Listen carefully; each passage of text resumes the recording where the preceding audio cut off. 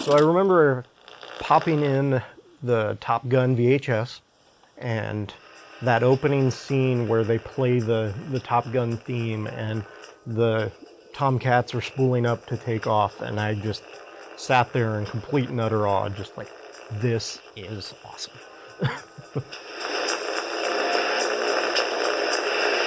Basically, since college, I've always had, at the very least, a home theater in the box. My wife and I met, started dating, eventually moved in together, and I brought that system with me. We made some upgrades, made lots of upgrades, to where we ended up with essentially a 5.2.2 Atmos system. At that point, we weren't planning on moving out of the townhouse. July of that year, I started working from home, and at that point, my wife was like, we need a bigger place. Having two people working from home in a 1,300 square foot townhouse was a recipe for murder. We had three requirements when we started house shopping. One, 3-car garage. Both of us ride motorcycles. She wanted 3-car garage, so we'd have plenty of space. The second requirement was we both love entertaining, so we wanted a nice open floor plan. Kitchen, dining room, living room kind of had to be open to each other. And then the third requirement was I wanted a blank slate for building a theater. So we had just finished building out the stage and the risers in the theater. My friend Russ helped a bunch. We had scheduled a carpet guy to come in and do the final measurement. I came downstairs to go to work like normal. I hit the bottom of the stairs and the carpet squished. I opened the door, yelled some really choice words that I'll not repeat for you here, and started looking through the basement. There was about 1.5 inches on that side of the basement of water. I came in here to the theater and the pit had 2 inches of standing water. I had a fan running to circulate air, and it was actually making waves across the water. But yeah, and then from that point on, it was like, I'm like, I'm getting done. So there's the snack bar, and then there's the bar. We also wanted the living room upstairs to be a little more formal or comfortable for just sitting and chatting. So TV's now down in the bar. There's no TV in the living room. And so that whole space had to flow together nicely, but it also had to be comfortable.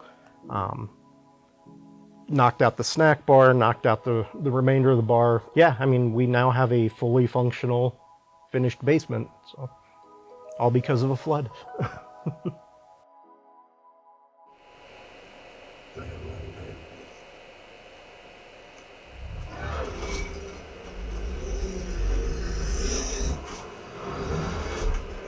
It was kind of a jump on deals as I saw them. I actually had planned on using Polk speakers originally in the theater, stuff that I already had, but I saw a deal on a set of the JTR 888s. I think it was 3 of them was the price of 1 retail. So I bought all 3 of those. They shipped them to me. They got a little damaged in shipping, just finish, so I repainted them. Bought my pre-pro, the Marantz 7702, not the Mark II, the Mark I. Got it secondhand. Some of the amps I had already had from the previous theater, some I had added in over time. Basically everything was bought used or DIY. The surround sound speakers, the subs, the Atmos speakers are all DIY stuff. I did make it a point to reach out to Jeff at JTR, find out the Selenium driver he used in the 888s to match them with the surrounds and Atmos speakers, but they're the same crossover that you can get from DIY Sound Group.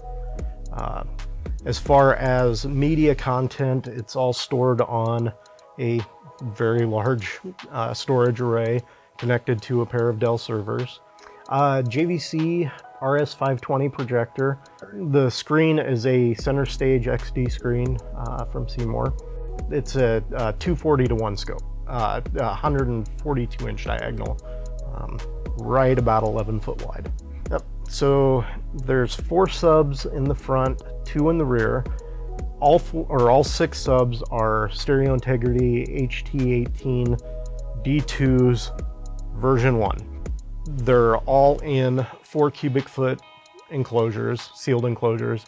The fronts are, again, from DIY Sound Group. They're flat packs that I assembled. The rears, I essentially took a 8 cubic foot cube, cut it diagonally down the middle, and made 2 corner enclosures.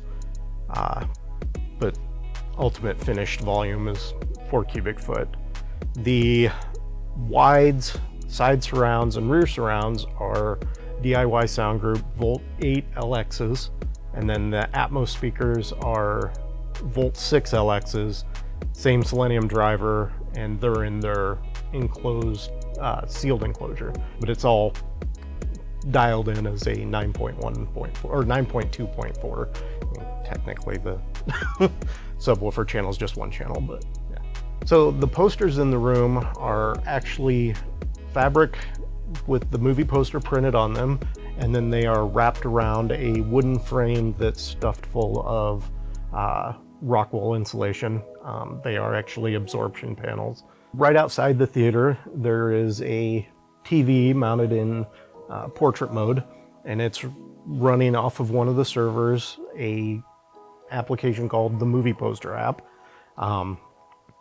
It's really configurable. You can set it to scroll through movie posters. It pulls them off of the movie poster database online. It can be configured to work with PLEX in that when you're watching a movie in here from your PLEX library, it'll actually display the now showing on the display out there with the start time and end time, and then the movie that you're watching.